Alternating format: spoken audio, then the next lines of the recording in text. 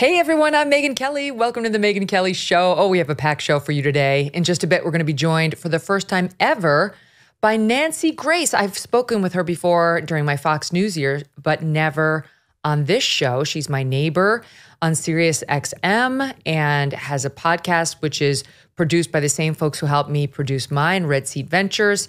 So we have some real estate in common, but we also have a commitment to justice in common. And I just love how fierce and fearless she always is in going after bad guys. She's spent her career trying to set the record straight and has an amazing record. Is it 100% perfect? In the courtroom, it is. As a commentator, some right, most right, couple wrong, but a very stellar record. And I've long been her fan. So she's coming on in just a bit. There are updates in the Brian Kohberger, Idaho murder case, as well as Casey Anthony. Plus, we'll get a little bit into Nancy's life story, which is absolutely fascinating. She talks about herself a bit on her podcast, which I do listen to. And I'm looking forward to the chance to just talk to her about herself. So we'll do that in just a bit. And then after Nancy, we're going to be joined by our Trump legal all-stars from two very different perspectives, Dave Aronberg and Mike Davis. And there are some very big developments in Trump trial land that are going to be affecting all of our lives over the next year. So we'll highlight what to look out for and what to watch for. But I wanted to begin with the story that set the internet on fire last night, the Jeffrey Epstein document release. Here's what happened in case you weren't paying attention. Last month, the judge ordered nearly 1,000 pages to be released in connection with a defamation case, and nearly all names are unredacted. They include more than 100 names, including many high-profile individuals. Now, this is not, all these individuals had sex with young girls thanks to Jeffrey Epstein. It's witnesses who are around Jeffrey Epstein or exploited by Jeffrey Epstein, in some cases, repeating what Jeffrey Epstein said about certain individuals or so on. So it's not clear indictments of people's character. You have to sort of really delve into it. We'll give you just some highlights here. Most of the names have previously been reported on, but we are learning some new information as well. The biggest piece of news to come out last night is about former President Bill Clinton. In what is, it's one of those shocking but not surprising revelations. In a deposition of a woman who accused Prince Andrew of groping her, she says Epstein told her, quote, that Bill Clinton likes them young, referring to girls. All right, so there's a couple of women involved with this allegation. There's Virginia Giuffre, and then there's this other gal. And they say that Jeffrey Epstein claimed Bill Clinton likes him young. I mean, are we surprised? It's shocking, but not surprising. Like I said, we've seen this history of his for a long, long time. We elected him president. We almost elected his wife president. That didn't happen. But remember that point in 2016 where you had Trump with all these women coming out and accusing him? At the same time, you had Hillary, who was married to a man who'd been accused by... I was like, this is America. That same woman in these depositions also talked about meeting magician David Copperfield, who she says asked her if she was aware that, quote, girls were getting paid to find other girls. Famous celebrities like Leonardo DiCaprio, Cameron Diaz, and Bruce Willis are mentioned in the documents, but only in relation to an accuser denying having met them. That's important, that she denies having met them, but noting that Epstein had brought them up as part of his name-dropping habit. There's no evidence that they actually did meet any victims of Jeffrey Epstein. Separately, and interestingly, Epstein's brother, Mark, is speaking out, telling the New York Post for the first time that his brother, Jeffrey Epstein, told him in 2016, quote, if I said what I know about both candidates, they'd have to cancel the election. Referring to Donald Trump and Hillary Clinton, back to my earlier point. But Mark said his brother never revealed to him exactly what he knew about Trump or Clinton. Do I believe that? I'm not sure I do. Mr.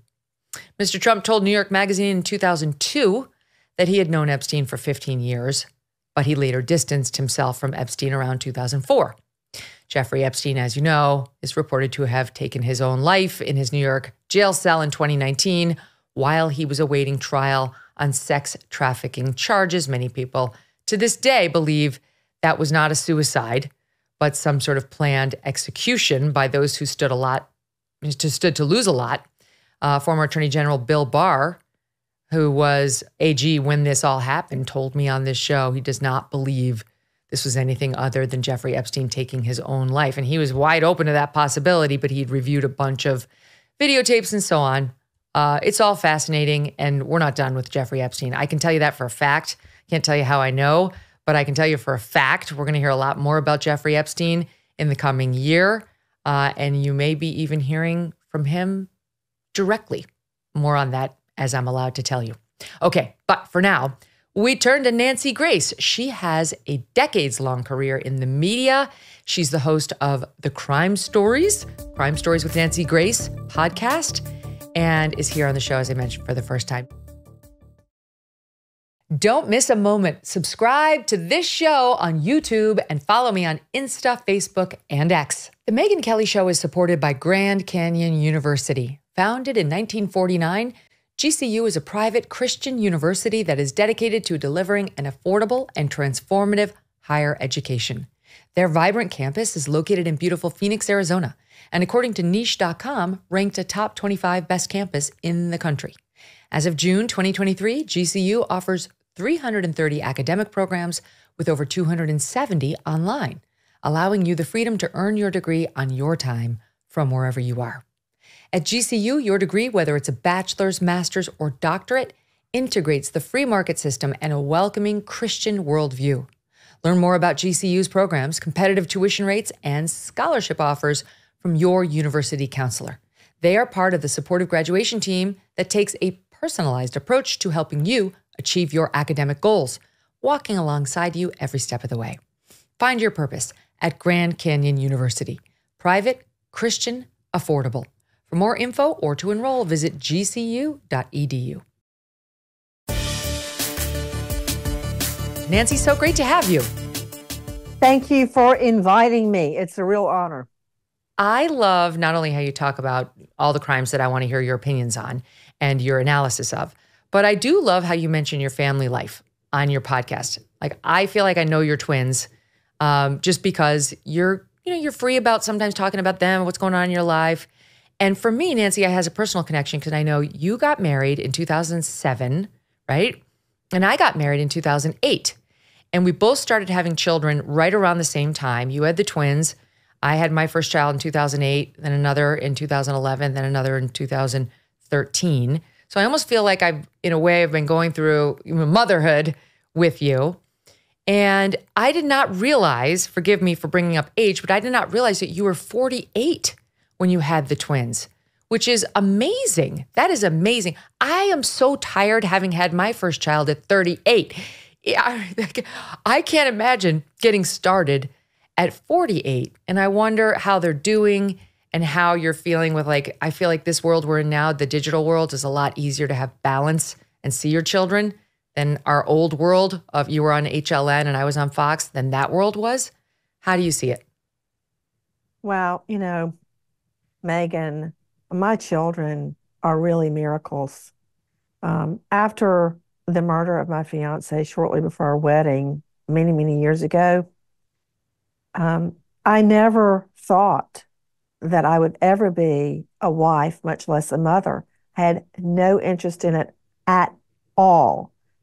It hurt me personally, but I think it helped a lot of crime victims because all those years, I started off planning to be a Shakespearean literature professor.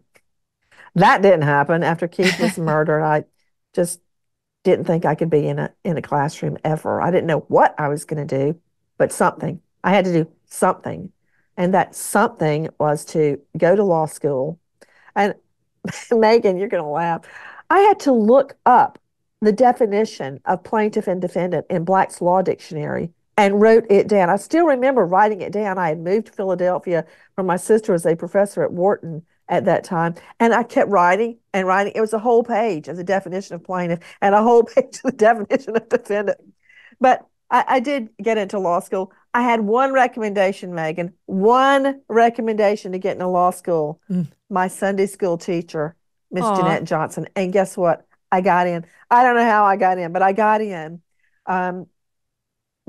I never looked back. I was a machine. All I cared about was putting the next guilty guy behind bars. And yes, they're usually guy, although I had my share of women behind bars too.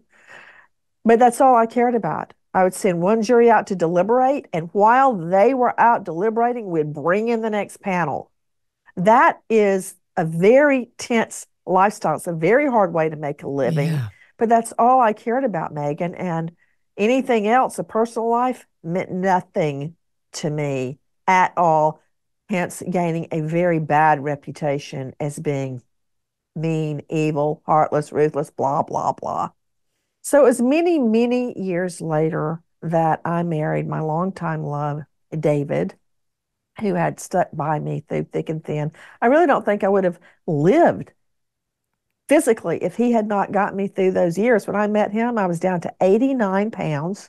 I didn't Mm. want to eat. I didn't want to drink. I didn't want to do anything. And he stuck by me through all those years. And just before the door closed, we got married. And in a miracle, I got pregnant. Lucy was born at 2 pounds, smaller than a kitten, Megyn. Oh, wow. And we were all in intensive care for a really long time. Oh, there she is, and Sweet him. babies. So that is the story. And yes, thank heaven for the new world, other than, racing around the way we did to being able to be moms and work. I'm just so happy. My mom did not have that luxury, nor did my No, dad. no, mine either. Not that my mom would have wanted to be home with us full time. My mom, she would be like, it's too much. But I don't feel the same. I love having the balance that I have now, and I never could have made it in the Fox News prime time for longer than I did. It was just wasn't seeing them at all. Now you were before you really, your kids were young, but I remember in 2011, that's when the Casey Anthony case was out. Oh gosh. And I was at Yes. Fox, and I was alive in the middle of the day at that point. But what I remember is you were crushing it. You were the main reason that story went national and people started to pay attention to what she had, I believe, 100% done and now got away with. And what I remember, Nancy, is you started to beat Bill O'Reilly. He was on at 8 on Fox. You were on his competition at 8. And normally headline news did not give Fox a run for its money. Just, it was just not the Never. same juggernaut. But you were about to take a month off of the king of cable, Bill O'Reilly, because your case, it was just everybody was tuning in to hear what you had to say.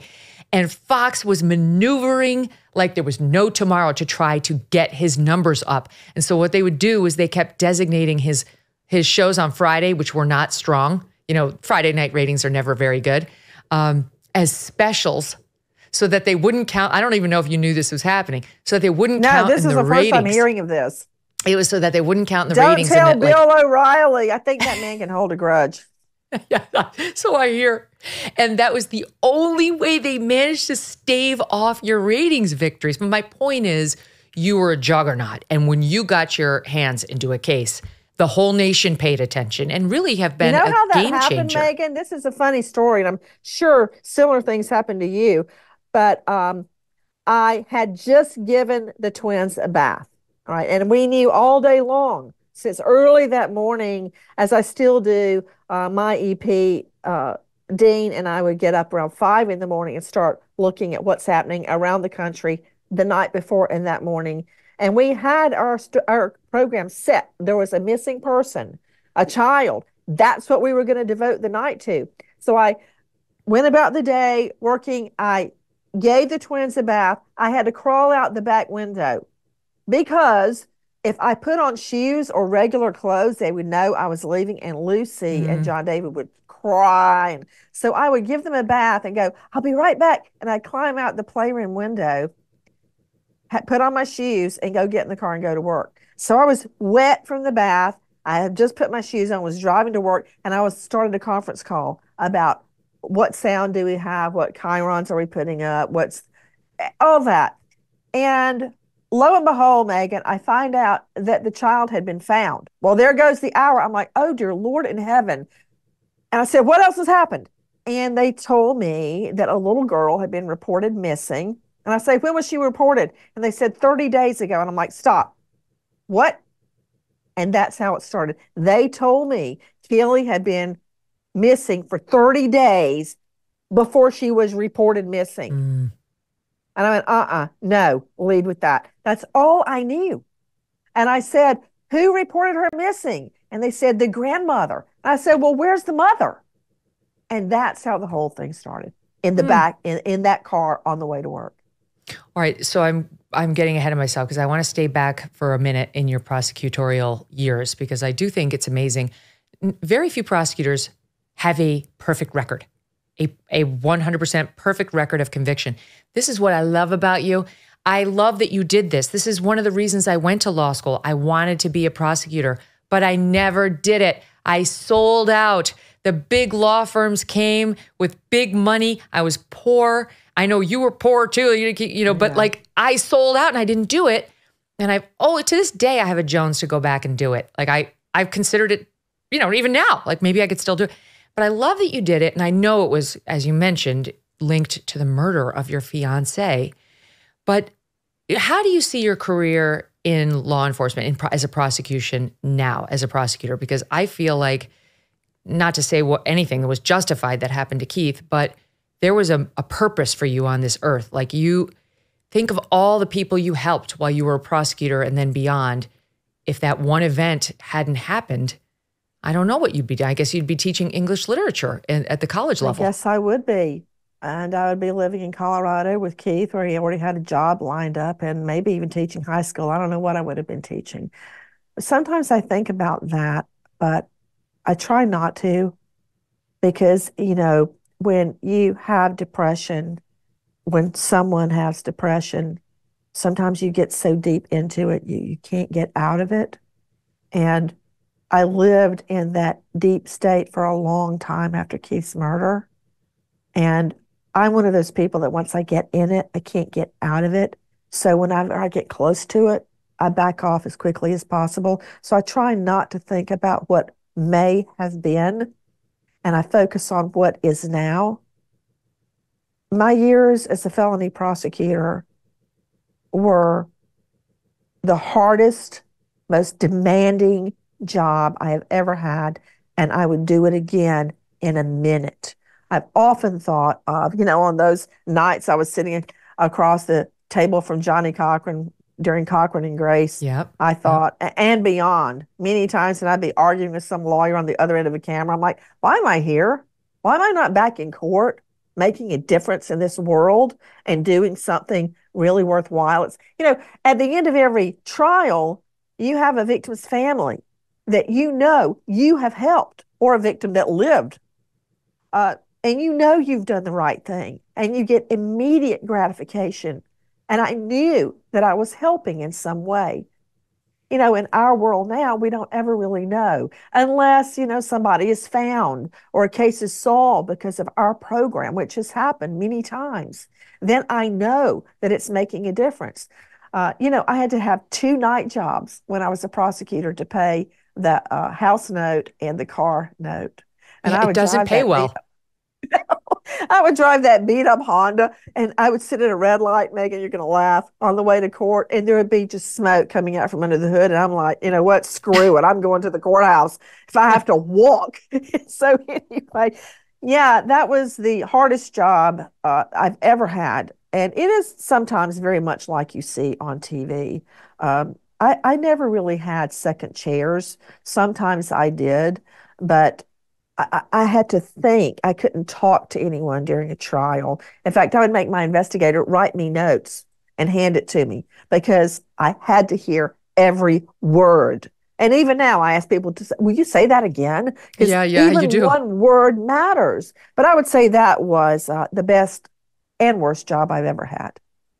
Did you always have the ability you have now to be, you're very clear in your presentation. And one of the things I love listening to you talk about these big cases is you ask the best questions. They're not always the obvious questions. You'll say, like, why would somebody who is telling the truth about this have done that? You can see the truth lane and you can see the falsity lane. And like I can see your radar going off when someone is in the wrong lane, and you just will hammer the story or the person if they're there on the inconsistency, the poor logic of the lie they're trying to tell. But not everybody has that ability. So have you always had it? Was it a skill you honed? And where did it come from? Like, were you raised to do this thing? I think I've got a very sensitive BSO meter, but as far as speaking publicly, for the longest time, I could not say an R, which is not good if your name is Nancy Grace. And we didn't have, I mean, my dad worked for the railroad, then Southern Central Railroad, now Norfolk Southern. My mom was a bank teller that worked her way up to be a CFO of a company, but we didn't have a speech therapist. And I can remember my parents saying, just work on your R's. Okay. Oh, And gosh. I remember playing outside and I climbed a tree and I was practicing my R's. And I can remember, Megan, the first time I said river and I could hear it. Oh, I'm like, river. And I knew I had said it correctly. And I jumped out of the tree, ran in the house, all through the house screaming, river, river. So, I think that to be a prosecutor, you don't just win the case. You have to do it ethically. You can't cheat. You have an additional burden. You have to be the good guy, or else you lose it all. That's a very big burden. So it wasn't just about winning for me. It was about putting the right person behind bars on a felony. And at the end, I was focusing on serial killing, spree killing, serial molestation, serial rape, and any oh. sort of arson. So I guess I was removed in a way, but when I would be with the family of these victims, I mean, I remember them like it was yesterday, and am still in touch with many of my friends that I made That in the district attorney's office. that is so heavy. That is like the heaviest stuff to deal with day in and day out. And unlike, Yeah. people in news like me, we get to the darkest cases. I can choose now with my audience to omit, the darkest details, right? People are trying to follow the news, but they don't necessarily want to have their heart crushed on a Monday, when they're trying to catch up on things. When you're the prosecutor, there's no out. You've got to immerse yourself in it. You have to live it. You have to present it. The poor jurors have to see it, and your response. Like, it's a dark life in many ways. And you did it for how many years? Oh gosh, let's see. When I got out of school, first I was a clerk to a federal judge. Then they wouldn't take me at the district attorney's office because I had no experience. So I went to antitrust and consumer protection with the federal government. So I was a Fed for 3 years. Finally, I got in at the Fulton County District Attorney's Office. I've been trying for 3 years. I finally got in. My first case was a shoplifting, and more accurately put, an attempted shoplifting, because the poor little guy, he's very pale and sickly looking and pitiful and about as short as I am. And he actually didn't steal anything, Megan. And that No. was my first case. I won on attempted shoplifting. And I remember arguing, and I looked up at the judge, and he was like, what? But somehow I managed to eke out an attempted shoplifting. And from there, I went straight into violent felonies. Wow. So that was years. I don't, like, was it 5 years, 9 years? I can't remember what I read. 10 years in the district attorney's Okay. office, almost to the day.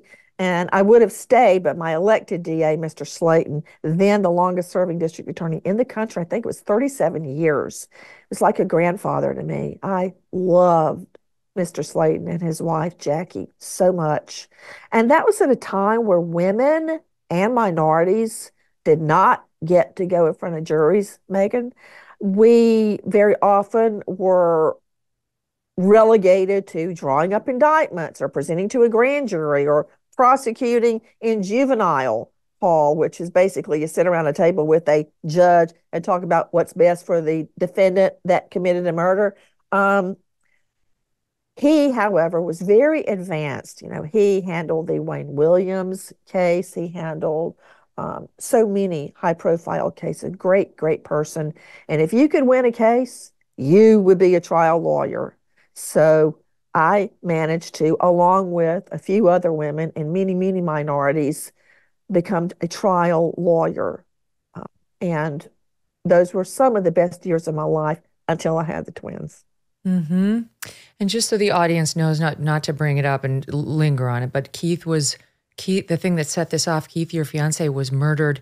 As I understand it, it was a workplace violence situation where somebody came and shot him while he was driving a truck, and multiple times he died. And then you actually testified at that criminal trial, which, my God, I mean, people already know you're strong. I mean, like that takes a special level of strength while you're in that level of grieving to go testify at the trial, but you did it. Well, Megyn, it's much of it is like a blur. And, you know, people often poo-poo lost recollection or recollection regained, but I can say that for a chunk of time before Keith's murder and a big chunk of time after his murder, I don't remember so much. The things I do remember, I was at school in a statistics exam, and I came out of the exam, and I remember it was so dark in the building, and I opened the doors going out. That was at Mercer University. I later went to Mercer Law School in NYU for my LLM in criminal and constitutional law. But at that time, I was just finishing my undergrad degree. And it was so dark in the building and so bright and beautiful and sunny. And I walked out and I stopped halfway, didn't have a cell phone, and used a payphone to call my job. I worked at the university library to say, I'm on foot. I'm going to be there. I'm 10 minutes late, but I'm coming. And they told me to call Keith's sister, Judy. And I knew then something was horribly wrong. Mm. And I remember, Megyn, that when I tried to dial the numbers, my hand wouldn't work. Have you ever seen a moth around the light outside, how it flitters around like that? I looked at my hand and that's what I couldn't get to the numbers, but I did get to them. And I don't know how, Megyn, but I knew. And she picked up the phone and said, Where are you? And I said, Is Keith gone? Oh, And I wow. knew. And she said, Yes. And after that, it was a blur. I dropped the phone and left it just hanging, as I recall. And I remember driving by our little Methodist church. There was nobody at home. Both my parents worked. I had just transferred back home to Mercer from where I met Keith in Valdosta. And I stopped at our church because I saw a car parked there. And I went in and my pastor was there, Dr. Oliver. And I said, Keith is dead. And I sat down at his desk. And then I decided, Megyn, that he wasn't dead, that he had been in a crash and he was alive. And if I could figure out where he was, I could get to him and I could fix it. And so suddenly I was in a hurry. And then I saw upside down reading, Billy wrote Bernstein Funeral Home. And then I knew. And that's what happened. And Oh my everything else God. was just kind of a blur. But yes, I hardly remember much about the funeral, except the pastor kept calling me Mary. Oh boy. And then I remember the trial. That was the first time I'd ever been in a courtroom. And I went in, and I don't remember this. My mother and father would take off of work and drive me every day. But I hardly remember that. And that was And it hard was to get and it off was of work. a long drive, I understand. Yeah, it was. It was a long drive, about 2 hours each way. And I got there and everything was so quiet. I remember I had on my boots, my cowboy boots, and I could hear each foot going up the stand. The witness sat right beside the bench, elevated. And I spoke to the jury. And I remember coming down off the witness stand, and I looked at the counsel table and I saw Keith's bloody shirt there. And I had not seen that before. And I kept walking and I saw the defendant, and he looked at me and then he looked down. He wouldn't look at me. And then I looked at his lawyers. There was a couple of lawyers sitting there, and they looked at me and they looked down. They wouldn't look at me. And I didn't know what any of that meant. And I walked out. I could hear my feet. And then the door shut behind me, and I don't remember anything else. But what happened to Keith is this. He had a summer job. He was a geology major, and his dad knew some guy that owned a construction company, and he had a summer job in construction way out in the middle of nowhere, very rural building, I guess a commercial building. And at lunchtime, they were so far away, somebody had to drive into town to get sodas, and Keith volunteered. As I recall it, the perpetrator, the killer, had been fired off the job and was angry.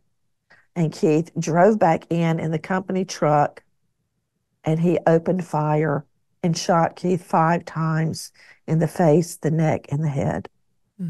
Keith lived. He was an athlete. He had been on baseball scholarship, and he was alive when he got to the hospital, but then died. That's what happened. Wow. The man who did it was convicted.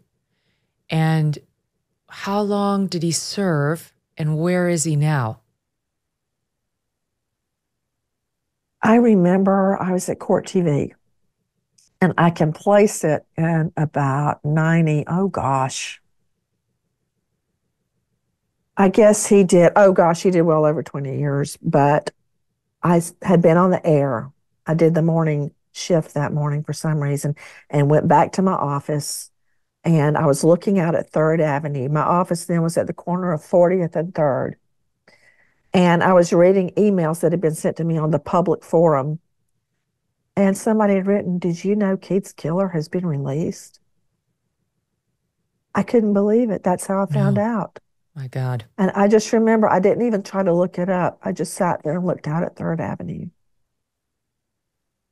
So that would have been around 2000, I guess. Where is he now? I don't know. I don't know where he is now. I don't know if he's dead or alive. And would it matter? It won't change anything that happened. It's amazing. Except if I knew where he was, I might want to go kill him, Megyn, and then you'd have to defend me.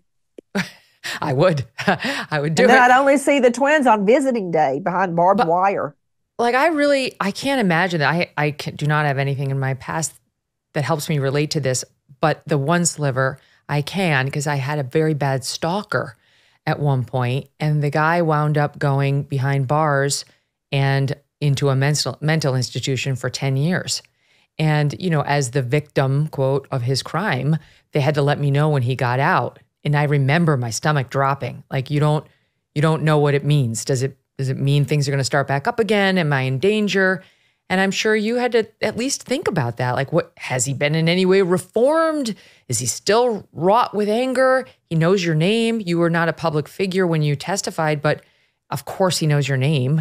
And then you went on to become a big star. So I'm sure it had to raise a lot for you. You know, what bothers me more is the people I put behind bars happily. And Megyn, I would look them right in the eye when they got dragged out of court. I mean, love that about you. No mercy. I don't care if it's attempted shoplifting or triple homicide. To hell with them. But what about my children? They're getting out now. I do think about that a lot. Yes. And that is honestly the one reason I can't go back to the business until they're off in college and away. I just can't put them and David, who's like the best person I've ever known. Well, maybe second to my dad and mom, but I can't put them in that kind of a danger. Yeah, it's already risky enough just being a public person, never mind a public person who's putting criminals behind bars for a living. All these prosecutors, I feel for the ones who are making $33,000 a year in these local DA's office, who are in danger. And unlike you today or me today, they cannot afford a security guard. 32. 32,000 bucks. Yes. At my height. Yes. 32. Hence the two I believe night it. jobs. No, this is why I didn't do it, because when I graduated law school in 95, I had $100,000 in debt, and I wanted to work in the Manhattan DA's office. I'm from New York State, and it was $35,000 a year, and I would have been below the federal poverty level.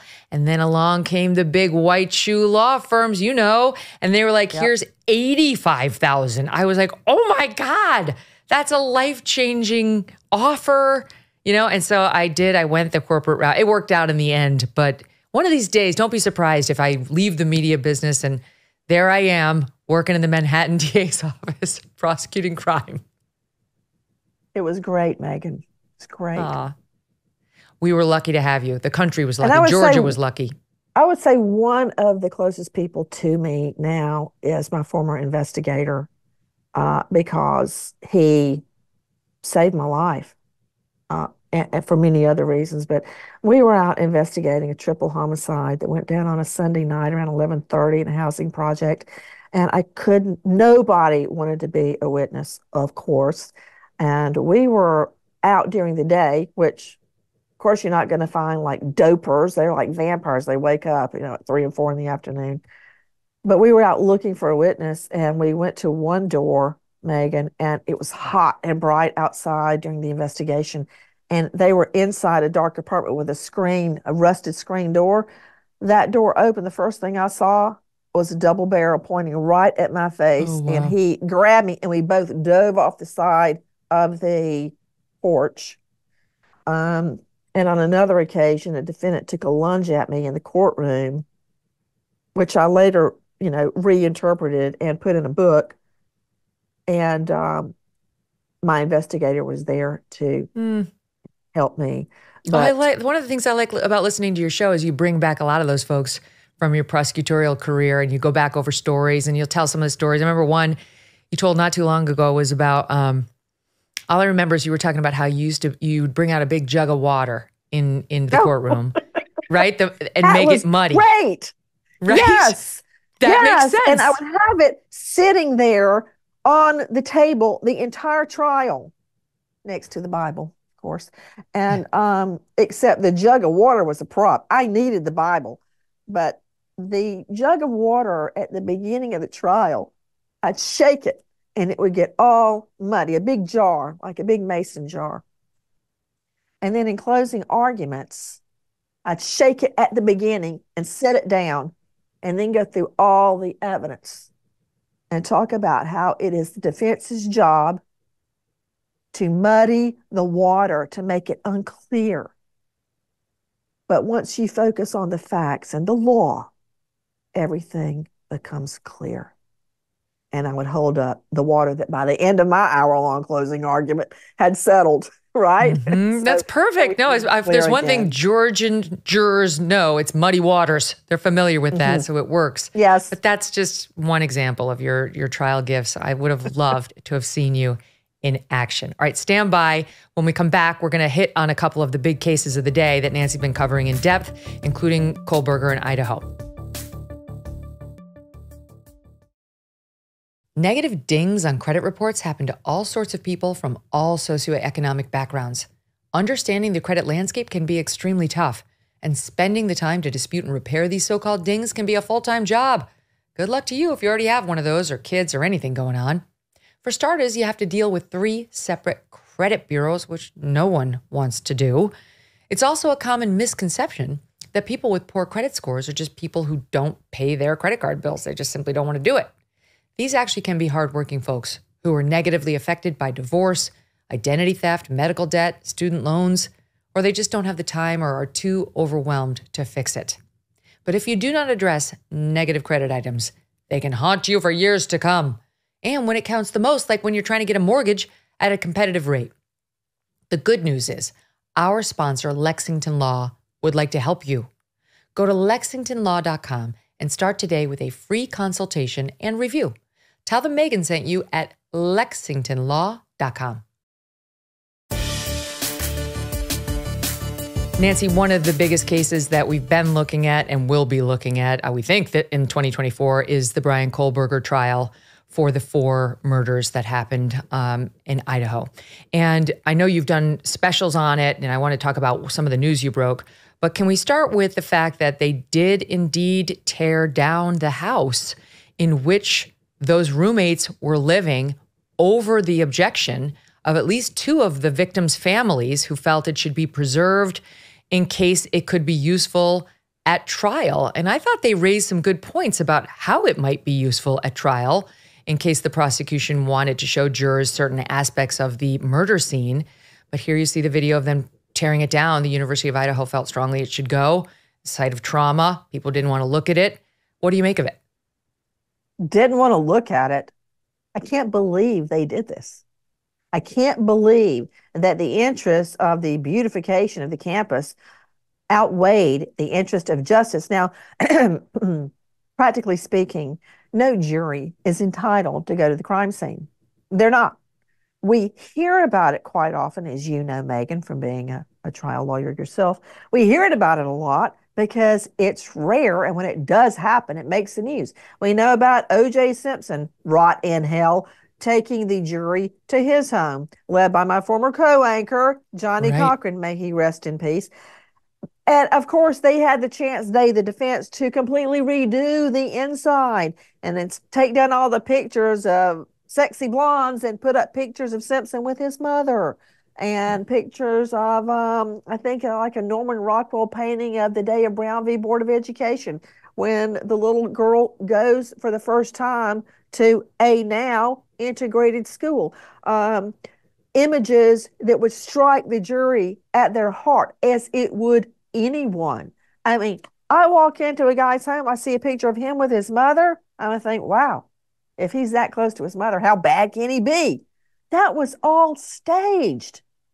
So I don't know that visits to the crime scene help the state. On the other hand, look at Alex Murdaugh, that POC, technical legal term. The jury goes to scenes, the hunting lodge where Maggie and Paul Murdaugh were murdered by Alex Murdaugh. Don't anybody jump up and say he didn't do it, because he did. They went there and they came back with a guilty verdict. So, you know, it's like flipping a coin, and I don't like flipping a coin in court. It's akin to asking the question you don't know the answer to. When you do that, you are going to get the blowback right in your face. You need to know exactly what's going to happen and control it. Whatever the other side wants, you don't want. You don't have to think about it. All you need to know is that's what the defense wants, and then you know you do not want it to the core of your being. Now, again, do they have to see the scene? No. Is it a constitutional violation if they don't see the scene? No. Is it rare that juries see a crime scene? Yes. However, in this day and age, jurors expect DNA. They expect fingerprints. They expect a really advanced dog and pony show, and they expect to go to the scene if they so choose. That's not going to happen. No More longer important, Megyn, I think that it's a major mistake, because very often it's alleged police wrongdoing, whether it's some sort of misconduct or the gathering of evidence. I think it's really important that the jury be able to see what happened and then combine it as an overlay with whatever was on the body cams. So they know that there was no police wrongdoing, no planting of evidence, so to speak. I would like them to see the room where that knife sheath was found bearing Brian Kohberger's DNA in the snap. That's pretty strong evidence, right? Yeah. But that's going to be subject to an argument of contamination, of planting, and I'd like the jury to be able to see that. 3D imaging, BS. There's nothing like the real thing. Well, and one of the points that the families were raising was, what about these 2 roommates who were there who didn't call 911, or at least make 911 get called through a friend until the next day? Wouldn't it be helpful to the jury to see what could you hear from their rooms versus where the other rooms were? How far away were they? I mean, these are all things that will become big issues All of it's lost now. All right, I want to move on to one of the pieces of news that you made in your special. Your show airs on Fox Nation, in addition to here on SiriusXM and the podcast. And you took a hard look at Bryan Kohberger, I am blank. It's aired in August, and this is one of the most interesting things. You had a guest who served as Kohberger's former administrator at a career and technical institute he worked at. And she called attention to his issues even back then with women. Here's the clip. Some of the issues that arose were based on having a mixed population in that classroom. One of those incidents ultimately resulted in him being removed from that program. She says Kohberger's kicked out of Protective Services, the program he works so diligently to get into in the first place. The school transfers him into the HVAC program, heating, ventilation, and air conditioning. This program has no female students. We were also a little bit more comfortable knowing that any possible continuation of negative behaviors would not occur in a situation where there were no females. Has either of those women, have any of the women he had the problems with come forward, to say what he did or what it was about him? Not in that particular instance as of yet, but I believe that by the time of trial, that will be ferreted out. But I can tell you this, I very carefully watched and listened and wrote down every significant word of his confrontation with a female police officer. What he did is he went out into a crosswalk and didn't come to a full stop, as I recall it, before he turned. Something maybe didn't put on his blinker, something you would normally think was fairly minor. Nobody was hurt. He gave her so much grief. And I only hope he takes a stand and acts the same way on the stand. He would not have talked to a male officer the same way.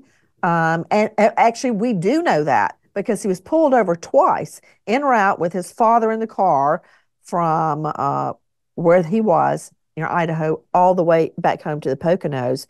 And he stood up and saluted. Let me tell you, he gave those officers, when he was pulled over, the male officers, all the respect they could possibly hope for. But not only that, I'm very curious about a coworker where he was a teaching assistant getting his PhD in criminology. He befriended her, convinced her she needed a surveillance system in her home. Then he set it up so he could have full access to her home. My God. And watch her, changing clothes, sleeping, watching TV. Not only that, he had several altercations at the school. He was actually reprimanded about the way he treated women students. But it's a good note to self, like all young women, if you need help with the security system, hire a professional. You don't go to somebody who you barely know. Working with. Right. Not the perv named Mistake. Bryan Kohberger.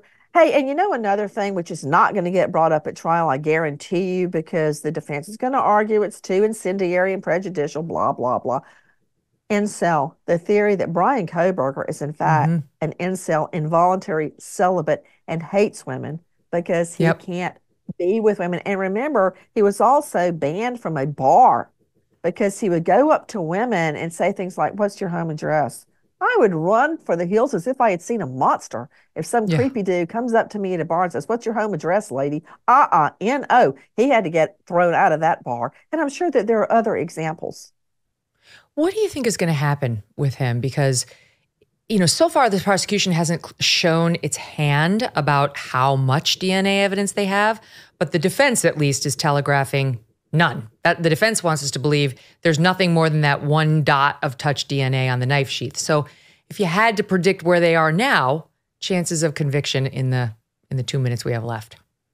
Well, I do know that discovery has been handed over to the defense, which means if there was more DNA, we likely would have heard about it. But there's more than just that one bit of DNA. There's him buying the knife on Amazon and the knife sheath. He bought it, but we can't find it. So where is it? We know he was anal compulsive. So what did he do with that knife? And why was he in the vicinity there at the time of the murders? Megyn, I drove his route, pitch dark, an hour home when he could have gotten there in 11 minutes. It's complete and total BS. I can't wait to see how the defense handles that. And then you also went and you spoke to the neighbor. I saw that on your show. You spoke to the neighbor, but then yes. The defense is going to use that, right? Oh, he loved to go out for rides at night. He just in the middle of the night, this is his stress relief. Look, he's a wackadoodle, to put it euphemistically. The neighbor told me that he tried to befriend Kohberger because Kohberger's dad said, hey, he has a hard time communicating. Can you befriend him? But the neighbor's wife, after meeting Kohberger, said, don't bring him back in our apartment. There's something wrong with that guy. Yeah, she had the sixth sense. And when I think of those those four beautiful students now dead and their families grieving, that guy, if we're going to have the death penalty, which is a whole nother can of worms, he's the one. He is the one. Couldn't agree more. This has been such a pleasure. Please come back. I would love to. And thank you very much for inviting me. And hey, I saw you went on an RV trip. I love RV trips. I know and I want to find out all the details. Thank you. Gotta run. All the best. To be continued. Bye, friend.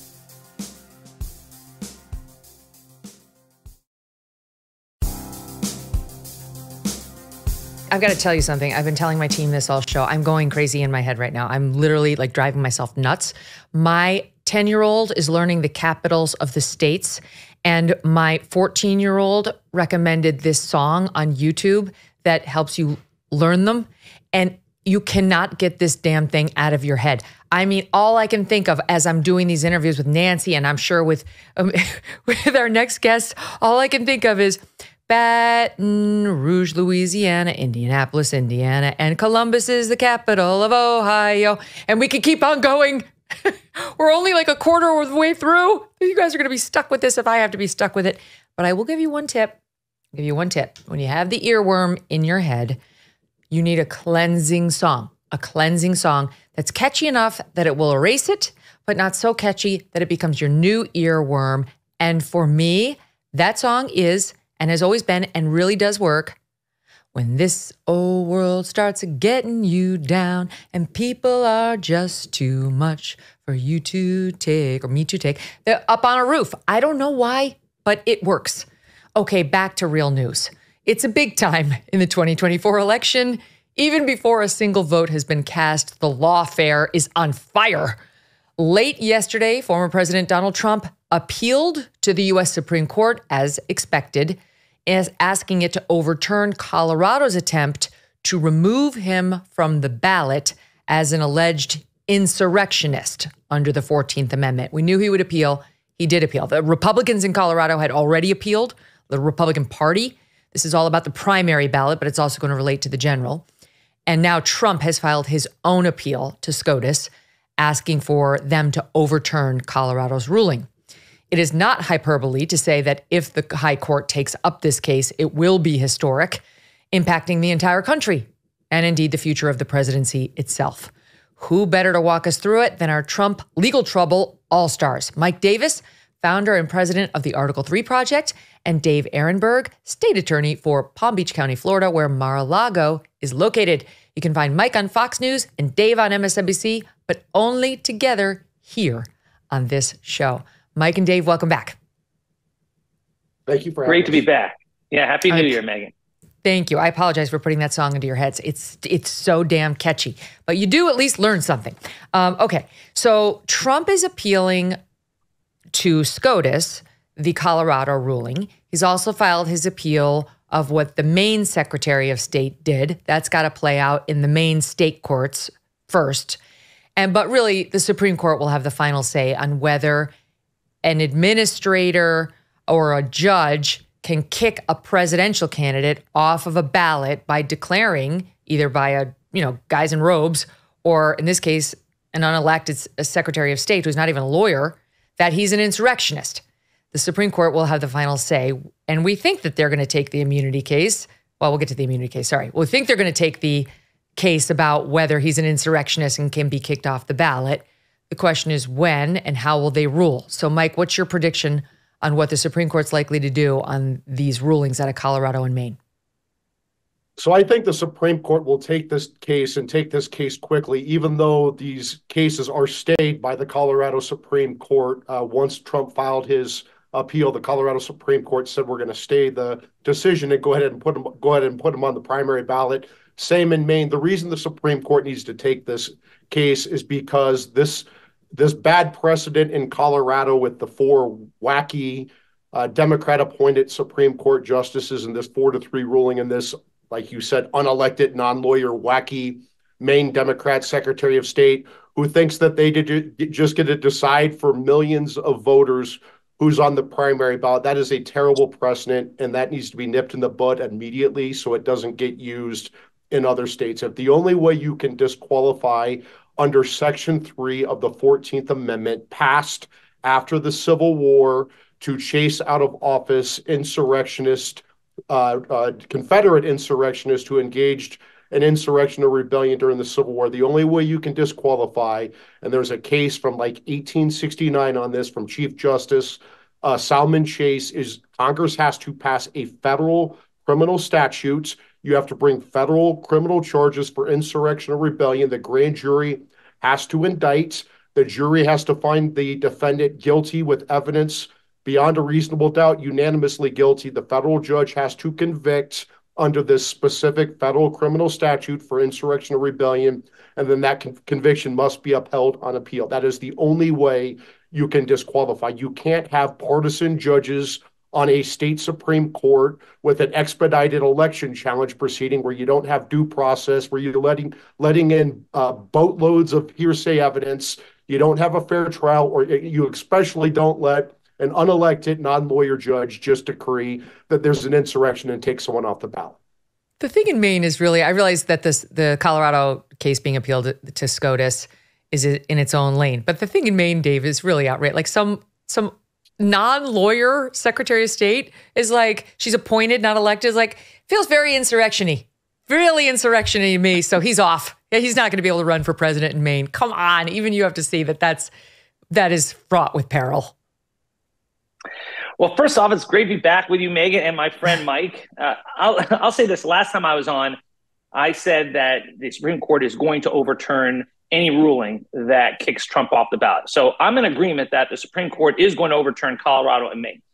But I must say that I think what we've seen in Colorado and Maine is exactly how the process is supposed to work, where the states are in charge of administering elections. It's in the Constitution, and they interpret this clause that is somewhat vague in the 14th Amendment that is rarely used.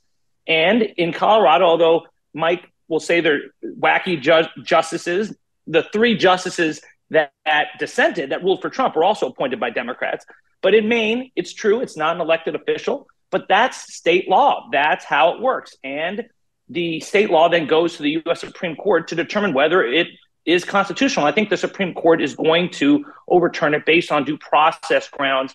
They may latch onto that Chief Justice Salmon Chase's opinion that Mike Davis refers to, although I must add that Salmon Chase reversed himself when it came to the case of Jefferson Davis. When he had to lead the trial of Jefferson Davis, he said that the 14th Amendment was self-executing. So he reversed himself on that.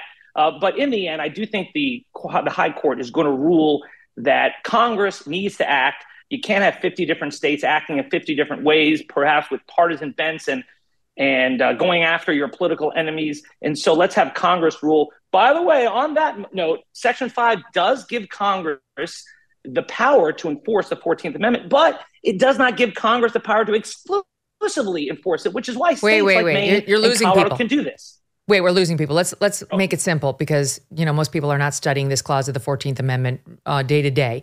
But essentially the argument is that the 14th Amendment has a prohibition against insurrectionists from holding federal office. If you swore an oath to support the Constitution and then you engage in an insurrection, you can be banned from federal office. And one of the questions that's being raised in this is that clause, as you point out, self-executing? Or do you need, as Mike is saying, Congress to pass a law and more due process for the alleged insurrectionist?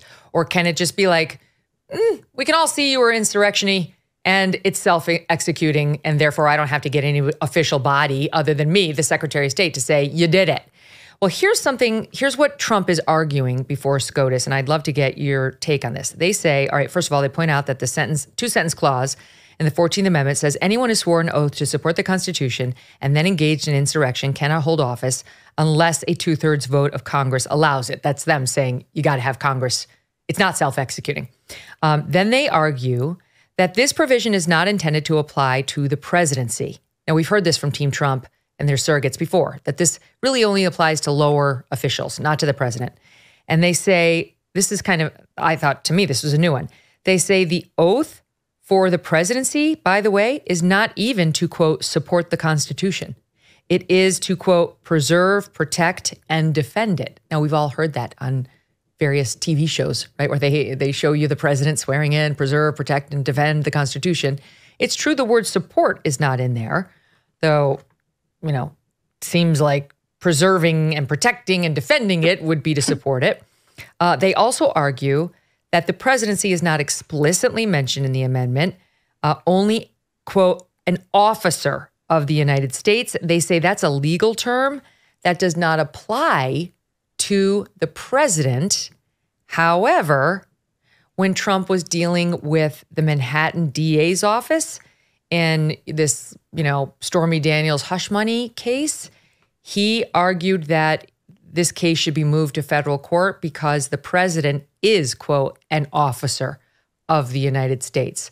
So he argued something different in the Manhattan trial court than he's arguing to the Supreme Court about whether the president is, quote, an officer of the United States. So let me give you a crack at that one first, Mike, since you're more in the defense of Trump place.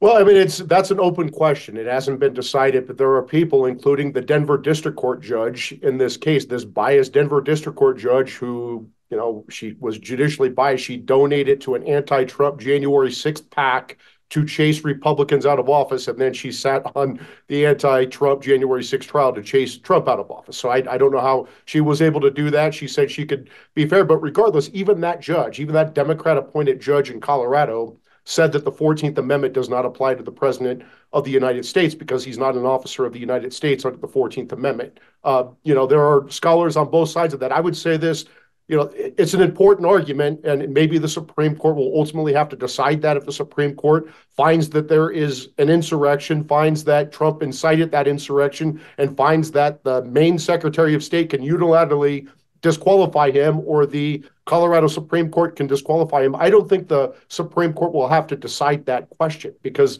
they can decide it on narrower grounds where they don't have to decide the constitutional question. Like what? What do you think they're going to say? Well, I think the Supreme Court could say very easily that, hey, if you want to disqualify, it has to be through a federal criminal statute. And Jack Smith and, January 6 Democrats who spent tens of millions of dollars hunting for evidence of insurrection could not find evidence of insurrection because Jack Smith did not charge Trump with insurrection or rebellion under that federal criminal statute. And think about it this way. January 6th was a lawful protest that permitted by the National Park Service that devolved into a riot. And how many insurrectionists go unarmed into a nation's capital, walk through velvet ropes, follow police direction, take selfies on the Senate floor, and don't burn down the damn place? It can't be. He's raising a good point, Dave, about how there's been no finding of insurrection. He hasn't been charged with insurrection by Jack Smith. It's really like a gut feeling. It feels insurrection-y. How can that be enough to ban a presidential candidate from a ballot? Megyn, the wording of the 14th Amendment does not require a charge or a conviction for insurrection. It's just, did you engage in insurrection or provide aid or comfort to one? And here, Trump, you could make the case that he engaged in insurrection and provided comfort to the insurrectionists, even if no one is ever charged. And that's why it needs to go through the courts. And that's why the Colorado courts were right to at least examine the issue. And I thought they had a pretty well-reasoned 133-page opinion. And in Maine, this is the calculation that they're making. And so I agree with Mike, though, that I don't think you need to go to whether the president is covered under the 14th Amendment to overturn it. I think it's going to be overturned on procedural grounds, on due process grounds. But on the question of whether Trump is covered as president by the 14th Amendment, of course he is. Because can you imagine that the framers of that amendment did not want insurrectionists to be elected to the House, the U.S. Senate.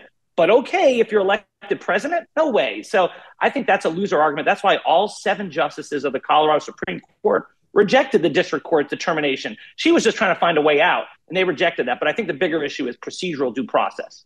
The Supreme Court, I do think, will overturn this decision, and I think it has the potential to be a 9-0 ruling. I don't think it's going to be a 6-3, but at a minimum, it'll be a 6-3. I really think they're going to find a way to get out of saying that he is or is not an insurrectionist. They'll pick a procedural ground. They'll punt. They don't want anything to do with another Bush v. Gore situation.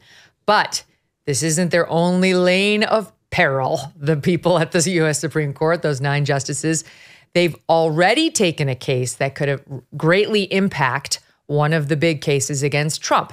And this is the one I want to spend most of our time on. And that is, I mistakenly mentioned the word immunity when we were talking about the ballot challenge. The immunity case. The immunity case is very interesting to me on a couple of levels. Basically, we're talking about the January 6th prosecution against him by Tanya Chutkan in Washington, D.C., which is based on she's the judge, it's Jack Smith, the prosecutor, based on his alleged insurrection stuff. And that's the case that has a lot of peril for Trump because she wants a March trial date. She could put him in jail before the election. I mean, he really needs to start getting some wins on the board in that case. And so he's got a couple of avenues. Now, the main avenue right now is to say, I am immune from this entire prosecution because all the stuff you're saying I did while I was president. And in the same way, we don't allow civil lawsuits for the most part against a sitting president for acts he did while he was president. We should not allow criminal charges against somebody who is a sitting president for acts he was doing while the sitting president. It would just lead to chaos in the United States, and he shouldn't allow it. And that case has never been decided by the U.S. Supreme Court. So I think the Supreme Court will have to decide it. And what's happening right now in the immunity case is Judge Chutkan ruled against Trump, saying, you don't have immunity for this nonsense. No, it does not help you here, sir. And Trump was going to appeal this to the D.C. Circuit Court of Appeals. But instead, Jack Smith said, forget it. I don't want to waste time with them. I want Supreme Court to hear it right now. So he, even though he was the winner, he leapfrogged the D.C. Circuit Court of Appeals, went right to Supreme Court and said, hey, please hear this case right now. And the Supreme Court gave him the boot on the forehead and said, get out of here. No, it's not time for you. Like, go back to the D.C. Circuit and follow procedure. That's how things go, no matter how much of a rush you're in, sir. So he did. So now he's bringing that case to the D.C. Circuit Court of Appeals, and the arguments are scheduled for Tuesday, January 9th. I mean, it's happening fast. That's actually going to be really interesting. I can't wait to hear how that goes. So he's going to argue, and Trump's team is going to argue that the president had immunity for everything he's being prosecuted for in the D.C. Trial court. In the meantime, whatever the D.C. Circuit Court rules will be appealed by the loser. And at that point, the Supreme Court will have to decide once again whether it wants to take it now that it's procedurally ripe for the Supreme Court. So that's where I want to start. Forget what the D.C. Circuit Court does for now. I don't care how it goes. Supreme Court, it would be the most interesting. So will they take it, or will they find a way to weasel out of taking it and just say, review denied, like we deny review in virtually all cases, we deny review here, and leave it with the D.C. Circuit? Dave, your thoughts? I think they're going to deny review, Megan. I think they're going to defer to the appellate court ruling that's going to come out. That's going to be ruled in an expedited way. In contrast to our last discussion about the 14th Amendment, I think this one is clear-cut, it's a slam dunk. There is no way that a president gets absolute immunity, because if that were the case, then Joe Biden could arrest Donald Trump, could cancel the election and say, hey, look, I have absolute immunity. See, it's not so funny when the shoe's on the other foot. And that's why I think that the appellate court is going to reject it quickly and outright, and the U.S. Supreme Court is going to say we defer to their ruling, and then it's game on in Washington, D.C. It's so comfortable, Mike, for the Supreme Court to be like, we didn't do it. It was the D.C. Circuit. We're busy.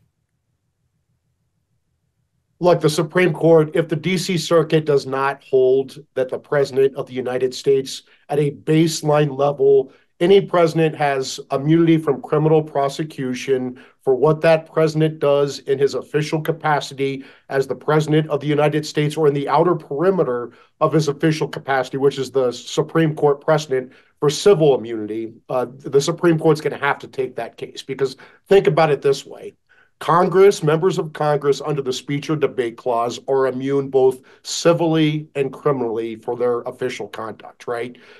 Judges are immune civilly and criminally for their official conduct. Right now, presidents are immune civilly. And the reason the courts have not established that presidents are immune criminally is because no president has ever been charged with a crime until the Democrats brought this unprecedented lawfare against President Trump, where they've indicted him now 4 times, right? So the issue is going to be, does the Supreme Court establish at a baseline minimum that the president of the United States is immune from criminal prosecution for his official acts or the outer perimeter of his official acts, like the other 2 branches of government? They are going to have to decide that case, right? And they can decide that very narrowly that, yes, the president of the United States is immune criminally from prosecution for his official conduct. Because if he's not, think about it this way. President Trump gets back into office. President Trump orders his attorney general to arrest and prosecute for murder President Obama for the drone strike of 2 American citizens, including a 16-year-old American citizen, an extrajudicial drone strike. Obama did not go to a court. He did not get any order. He just ordered a drone strike under his commander-in-chief power as the president of the United States. Does the president have the power to kill American citizens abroad under his commander-in-chief power?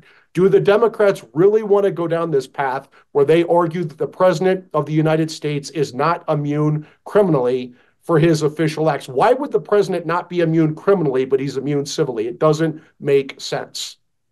Okay, but here's the wrinkle. Here's the wrinkle for President Trump. And I'm really interested to hear what you guys think about this.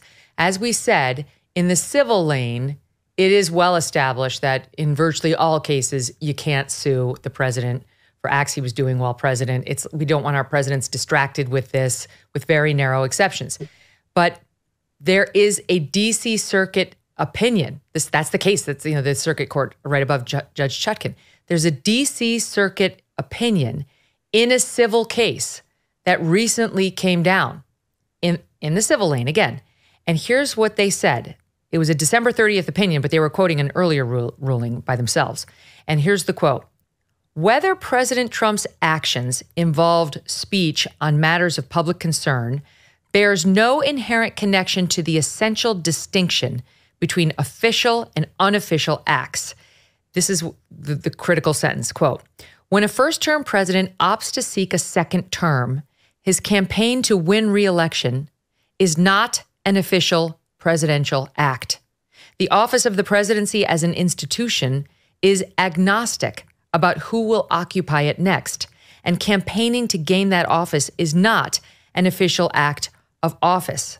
So what they're saying there, Dave, is that we see a distinction between President Obama launching a drone strike or Trump taking out Soleimani, and when the guy is acting more not as president, but as candidate for re-election, which is not an official duty of the president.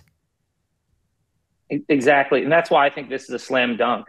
I mean, we don't have a king. We have a president. And if you give him absolute immunity, we're going to have a king. I mean, according to Donald Trump, he cannot be impeached for his conduct. And now he can't be charged after he gets out of office. And we know while he's in office, he cannot be criminally charged because that's the policy of the DOJ. So we'd have a king. And yes, that ruling, I think, says all you need to know, that elections are in the province of the states, not the federal government. It's in the Constitution. The federal government does not run elections, not even federal elections. So it's not up to the president to start digging into whether there was illegality in a state's election. So that's why this case is going to be rejected on presidential immunity grounds. And then the Supreme Court, I think, is not even going to review it.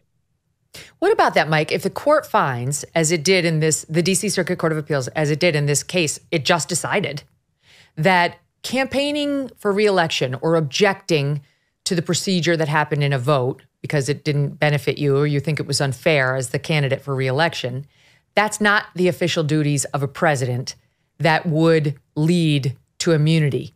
And so we don't need to even get to any other larger question. All we're going to say is very clearly challenges to the way the vote went down are in your capacity as an individual seeking re-election, not your official presidential responsibilities. Well, President Trump on January 6th acted in two different capacities. He acted as the president of the United States with the constitutional duty to take care that the laws are executed. That's in his presidential capacity. He also acted as a presidential candidate that day, advocating for the Congress to reject the vote, to not certify the vote. That's in his personal capacity. First of all, it's not illegal to object to presidential elections. And that's where Jack Smith and Democrats are getting this all wrong. It's not illegal to object to presidential elections. It is specifically allowed by the Electoral Count Act of 1887. If it were illegal, Democrats would be in jail for objecting to Republican wins in 1968, 2000, 2004, 2016. We don't see Al Gore and John Kerry and I don't even know who lost, the three Democrats who lost in jail, Hillary Clinton, for losing the presidential election and objecting like they did, right? And so what happened was they objected to the election. That was in his personal capacity. That is allowed by the Electoral Count Act of 1887. It's also allowed by the First Amendment. The riots that occurred, that was in the president's official capacity. The Democrats are alleging that as the president of the United States, he did not stop the riot. That they're saying that he did not stop it in time. He did not order the DC National Guard into the Capitol to stop the riot. And as the president of the United States, he's the commander-in-chief. He runs the DC National Guard. Unlike the states where the governors run the National Guard, the president runs the National Guard. So they're saying that he did not send in the National Guard fast enough. Okay, well, can a presidential candidate send in the National Guard, the DC National Guard? Can a private citizen send in the DC National Guard? No, only the president of the United States can send in the National Guard. So Dave, can you speak to that? Because Mike's first argument was separate and apart from immunity, there was no crime here. There's no crime. He's allowed to challenge the election. Doesn't make him an insurrectionist. But that's a later question. First, we have to get past whether he can be prosecuted at all or whether he has presidential immunity. And his second argument spoke to that. I haven't actually gone back recently to look at Jack Smith's allegations against Trump. He's got 4 claims against him. And I know that at least in the Colorado case, it came up that he not only raised all these challenges, but he also sat by while the riots were happening for too long. Is that part of Jack Smith's case? And do you concede that if that's part of Jack Smith's case, he is challenging for sure Trump's behavior as president while he was sitting in the Oval? It goes back to what he did, Megyn. He is allowed to object to an election and challenge it. You go through the courts. That's what you do. You could make challenges during the counting of the votes in the Senate. But what you can't do is you can't put up fake electors. You can't call the Secretary of State and say, find me 11,780 votes. You can't encourage people to go to the Capitol and talk to your friends about, hey, it's okay if they're armed, let's take down the magnetometers. That's the kind of thing that Jack Smith is compiling in the whole. Now, if you look at it just in isolation, where Mike is correct in saying, hey, the president has the power to call the guard. Yeah, but Jack Smith's not looking at it in isolation. He's looking at everything and saying he tried to obstruct the counting of the votes. That's a crime. He had a conspiracy to defraud the United States. That's a crime. He tried to deprive people of the rights to get their votes counted. That's a crime. And that's what he's being charged with in D.C. All right, well, we'll get to that. I want to get back to that in 1 second. You're taking on Mike's first point, which is he did do more than just challenge the vote. He did more. I mean, we have a gut feeling that Trump did more to challenge this vote than we've seen in the past. But this trial will come down to what exactly more was it, and was that conduct illegal? But before we get to that, let's stay on immunity for a second. And Mike's second point, which is, if you're coming after him for not acting quicker as commander in chief the day the riots, broke out, you're coming after him for decisions he made as commander in chief. If that's all he did, and all he did was he was too slow to call up the guard, he didn't take the threat seriously enough, then I don't think that Jack Smith would have a strong case. But that's not what he's being alleged of doing. It's a lot bigger than that.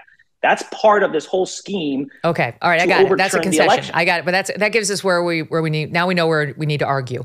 And I do want to spend another minute on the allegations that you just laid out, because you make it sound bad. And listen, and no one here is defending Trump's behavior around January 6th and the election. I'm not defending that. But is it illegal? And does Jack Smith have a crime alleged adequately here? You mentioned the phone call, whatever, to the Georgia Secretary of State.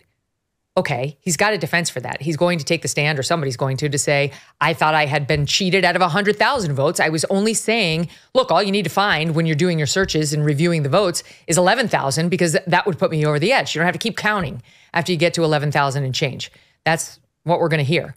And the speech at the Capitol, he said, be peaceful. Peacefully march, peacefully. He didn't tell anybody to go breach the Capitol or assault police officers. To the contrary, he said remain peaceful. And on the magnetometers, I have heard, for example, I heard Molly Hemingway, who covered Trump on the trail quite a bit for the Federalist during his presidency. And she was saying, you got to understand, Trump, and you guys know this, is obsessed with crowd sizes. He wants crowds. If he's going to give a speech, he wants a lot of numbers there. And he repeatedly said throughout his presidency, get him around the magnetometers. Let him in. The Secret Service takes too long. These are my people. They're not armed. It's fine. So that was a pattern. And I think that they will be able to show it wasn't about Trump trying to get armed insurrectionists on campus so they could storm the It was about Trump just saying, no one's here to hurt anybody. Like, stop it. It's taking too long, and I'm going to give my speech, and I want the people in, which changes what you just said, Dave, from something that sounds nefarious and terrible to, oh, that's Trump. The problem, Megyn, is that when you look at it in totality, when you look at his comments about Mike Pence, for example, sending out that inflammatory tweet that really did enrage people about Mike Pence. And then after this is going on for hours, for having him sit in the White House approvingly of what's going on and not calling off the dogs, when you put it all in totality, that's where it's a crime. If you just look at it in isolation, and that's what Trump's lawyers are going to do, what Mike did, which is to say, hey, as president, he may have made a mistake in not calling the National Guard. Okay, but if you look at it in the context of the reason why he didn't call the Guard was because he wanted that mob to storm the Capitol to obstruct the counting of the votes, and that's the crime. Go ahead, Mike. Under that theory, can you charge President Biden with manslaughter for the American troops being killed during the Afghanistan withdrawal? Do you really want to go down this path where if you're saying that the president did not do his job quickly enough, or he was negligent in doing his job, that he can be charged with a crime? There is a reason we have government immunity for judges, for members of Congress, and apparently for presidents, unless it's President Trump, because apparently there's a Trump derangement syndrome exception to every protection for every president. Okay, now I want to shift to yet another angle that could get this. In the January 6th case, to me, it's huge, because even though the Mar-a-Lago case is the case in which he's probably facing the most actual trouble, I would not be giving Dave this hard a time about the facts alleged against Trump on the Mar-a-Lago case, because if it's true and he defied a federal subpoena, it's no bueno. But sticking with J6, it's a very important case because, again, the DC jury is going to hate him. And it appears Judge Chutkan is not his fan. And this is a case that's being fast-tracked and that could wind up in putting Trump in jail before November. So this is the case we really need to be paying very close attention to, and the one that's going to be affected by this immunity ruling that may stop with the DC Circuit or may go up to SCOTUS, et cetera. And there is another case percolating through the DC Circuit, the federal courts in DC, including the DC Circuit Court of Appeals and now up to SCOTUS, that could wipe out half, at least, of the case against Trump. It's very interesting. And this is a case involving other J6 defendants, not Trump. SCOTUS took the case, so it's going to go up. And they haven't scheduled oral arguments yet, but it's January. The Supreme Court, its term ends in June. So it's going to happen sometimes in the next 6 months. It's going to get decided, and we'll have to wait at the latest till June to find out their ruling. Now, usually in my experience, the trial court, if it's dealing with half of the government's case, could get thrown out because the Supreme Court's about to issue a ruling that 2 of the counts here may not be constitutional. They may not be criminal charges at all that you can bring. You would wait. Most prudent federal district judges would say, I'm not getting ahead of my skis on this. Supreme Court's got it. And my docket's full enough. We'll kick this thing to July after I got a ruling from my big bosses on whether half of the government's case is going away. That's not happening so far. Jack Smith wants to go full speed ahead, the prosecutor, and it seems like Judge Chutkan's. So to me, that just smells of partisanship. Why? What's the rush other than to get him in jail before November? All right, so here's the case. One of the J6 defendants has appealed his conviction or his being charged with this crime under federal statute. They call it 1512, which accuses defendants of obstructing an official proceeding. Now, this was part of the Sarbanes-Oxley Act. You guys know this. I was still practicing law when that thing was passed. And it was passed because of Arthur Anderson, which in connection with Enron got subpoenaed and it was getting investigated by the SEC for being complicit in Enron's crimes and started shredding a bunch of boxes and documents. So they passed this statute saying you obstruct an official proceeding like that, you're going to jail. Well, Jack Smith is trying to use it against Trump, and federal prosecutors are trying to use it against J6 defendants and have been using it successfully against a bunch of J6 defendants, saying, you tried to obstruct an official proceeding. You tried to interfere with Congress doing its duty and voting that day. And it's working. CBS News with a report, the Justice Department has charged more than 327 defendants with this crime, which carries a maximum of 20 years in prison. More than 50 have pleaded guilty. So now you get the one guy who says, you know what, this is a bullshit crime. You can't, this is not a crime. This is for the Arthur Andersons of the world. This isn't for people who get out of control on the Capitol grounds. And CBS interviewing at least one former federal prosecutor, the quote is, the obstruction charge, quote, permeated every major J6 trial in the district court in Washington. He went on to say, this is Gene Rossi. He represented one of the oath keepers charged. He said the 1512 charge for these prosecutors has been their gold standard, their North Star. It was the capstone of their prosecutions. And now they are going to decide, this Supreme Court, whether this is, in fact, an appropriate use of 1512, whether you can go after J6 participants for obstructing an official proceeding based on the riot on J6. And if they rule, the lower court ruling said you can, go for it. And Supreme Court took it. They usually don't take it just so they can affirm it, though they sometimes do. So I'd be feeling pretty good if I were a J6 defendant that they're going to say this is not a charge. And it's going to lead to a whole bunch of new trials for the J6 defendants. And it's going to lead to a bunch of lower pleas, easier pleas, lesser pleas between prosecutors and J6 defendants. And it will, if they overturn these convictions and say this is not an appropriate use of it, wipe out the majority of Jack Smith's case against Donald Trump in that Judge Chutkan J6 Washington, D.C. federal trial. Long-winded explanation, but it's kind of complicated. So how do you guys see this appeal, which doesn't involve Trump, but will affect him, playing out? And how does it affect the timing of this case, Mike?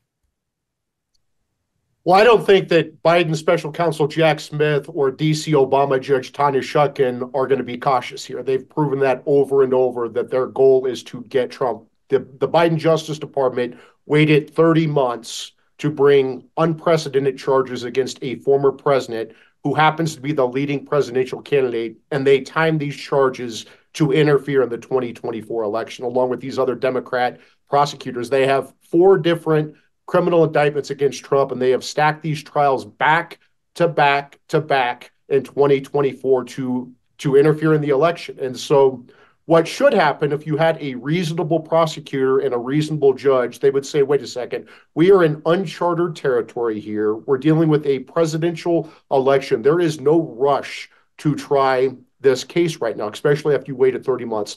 Let's wait until the Supreme Court decides this key issue so we know before we move forward with a trial and conviction in D.C., which is certain in D.C. because his name is Donald Trump, and it's in Washington, D.C. with a jury pool that voted 95% against Donald Trump And these judges on this D.C. district court are Obama judges like Tanya Shukin or Trump deranged rhinos. I know this. I helped pick and confirm these people. These are the swamp monsters of the judiciary in D.C., right? So, but what you've seen with Jack Smith in the past, he has horrific judgment, as evidenced by the fact he has been rejected unanimously by the Supreme Court now twice on these political cases. He brought bogus charges against former Virginia Governor Bob McDonnell, a likely 2016 presidential or vice presidential contender. He won a conviction, and it wasn't until after Bob McDonnell's life was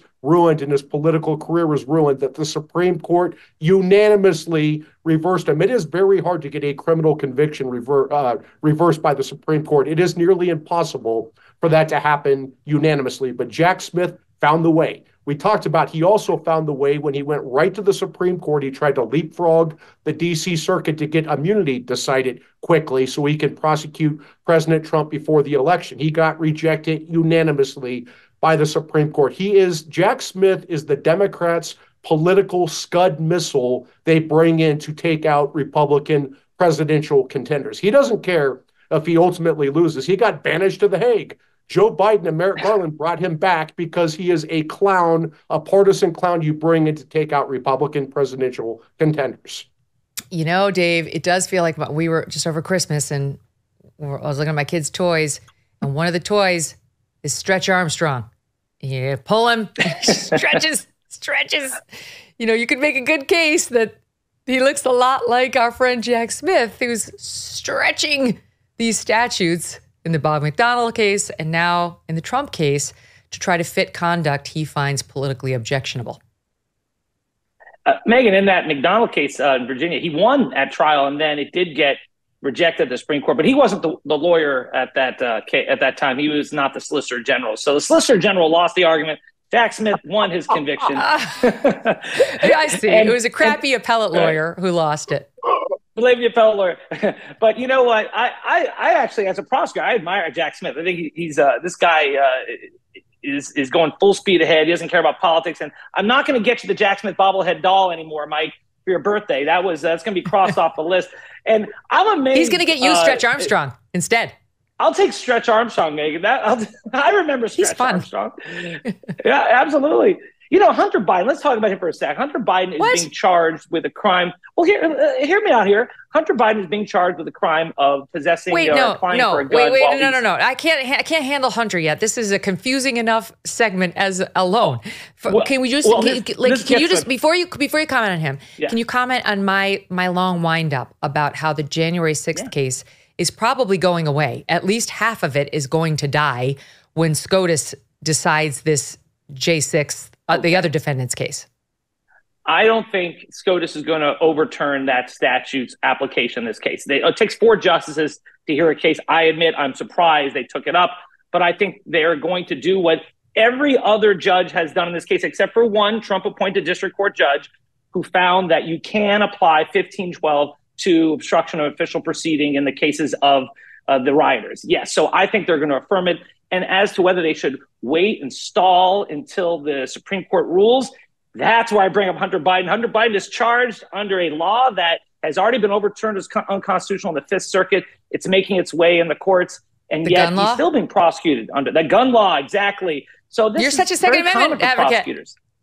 Right? But this is common for prosecutors. We're not going to wait for the Supreme Court to perhaps overturn the statute. We're going to keep going forward like every other judge has done. And I think that the Supreme Court anyways is going to sustain that statute. If they keep going, when half of the case against Trump might collapse at the hands of SCOTUS, it's not even just the DC Circuit. It's like the Supreme Court might throw out. It just shows to me the partisanship, especially given the stakes and who it is and how they know this is being perceived. All right, stand by because we've got more to do with Mike and Dave, and we're going to squeeze in a quick last break.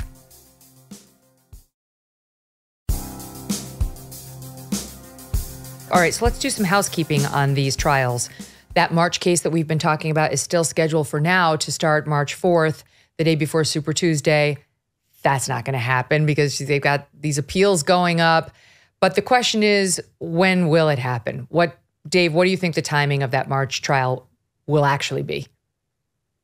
I think within 60 days of that March date. I think it's because I see the expedited review at the D.C. Circuit Court of Appeals. They'll come out with an opinion pretty quickly. And then I think the U.S. Supreme Court is going to defer or deny cert on the immunity issue. And then it goes to trial. And that there'll be no delay as a result of this other J6 case we just talked about. Right. They're moving full speed ahead. I don't think the Supreme Court is going to rule before then, and I don't think it matters because I think they're going to allow that statute to be used anyways. So yes, I don't think that's going to matter. And even if Trump wins, or like the J6 defendants wins and Trump's win, and there's still 2 other counts against him in the J6 case. So, Smith and Chucking can both say, well, that's reason enough to let it go forward. Mike, what do you think? Is there any chance that case gets tried as early as May? No. And the reason is that the Supreme Court is almost certain, if the D.C. Circuit doesn't do this, the Supreme Court is almost certainly going to hold that the presidents are immune from criminal prosecution, like members of Congress, like judges. The Supreme Court will have to remand the case back down to Judge Chuck, and she'll have to have an evidentiary hearing on that immunity issue, on what to establish the facts, to figure out where the immunity lies and where it doesn't lie. And you're going to have to do this while Trump has back-to-back trials in other jurisdictions, whether it's the civil fraud trial that's going on now, and the 4 criminal trials. And so I don't know how you can rush this and get this done. Separate from that, there's a lot of discovery, right? So they're just not going to be able to get this done. And you have to ask, Jack Smith waited 30 months to bring these charges. What's the rush other than election interference? Mm-hmm. We did go back and look under count 1 in the Jack Smith case, conspiracy to defraud the U.S. Jack Smith detailed Trump's actions on J6 and then noted he, quote, repeatedly refused to approve a message directing rioters to leave the Capitol as urged by his most senior advisors. Also noted his 4:17 p.m. video message that day saying the election was stolen, finally asking people to leave, saying they were, quote, very special. So the court could be told to decide whether those were commander-in-chief decisions or those were Trump, the candidate, decisions. But the more Trump can put in the commander-in-chief camp, the more likely he is to get immunity for it. Okay, and so that's the January 6th case. He's also pushing to have that case televised, which federal court trials are not. Is there any chance Judge Chutkan allows that, Dave? No, unfortunately not. This is one area I agree with Trump. I want these cases televised. There needs to be more transparency in federal court. There's none. And perhaps Chief Justice Roberts can change that, but I don't see that happening anytime soon. All right. And then very, very quickly before we go, is Trump going to jail before November of 2024? Mike? Well, if they try to do that, it's going to guarantee that he's back in the White House, and they're going to have to clear out a cell block and put his Secret Service agents in the jail with him. So that shows you how dangerous these unprecedented indictments of a former president and a leading presidential candidate are. Dave, yes or no? Is he going to jail before November? No, I think he'll be convicted, but I do not expect him in an orange jumpsuit before November. Okay. Thank you, gentlemen. Always a pleasure.